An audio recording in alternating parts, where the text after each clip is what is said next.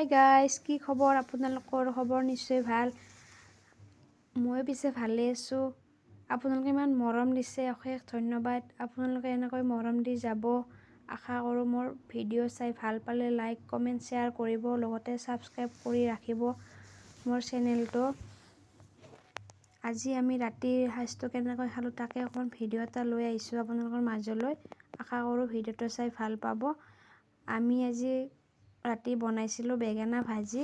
এই আপোনালোকক দেখুৱাইছোঁ, ইয়াতে ভাজিছোঁ বেঙেনা।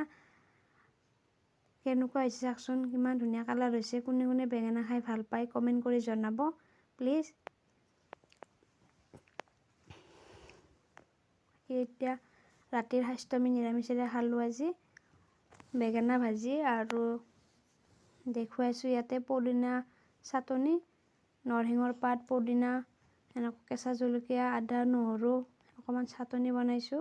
যিহেতুকে ঠাণ্ডাৰ দিনত চাটনি খাই অলপমান ভাল লাগে। ইয়াতে আমি বনাইছোঁ আৰু দাইল। চাওকচোন আপোনালোক ইমান ধুনীয়া হৈছে দাইলখিনি। আজি ৰাতিৰ সাঁজটো এনেকৈয়ে খালোঁ আমি। আপোনালোকে ভাত খালেনে বাৰু? কমেণ্ট কৰি জনাব। বাই।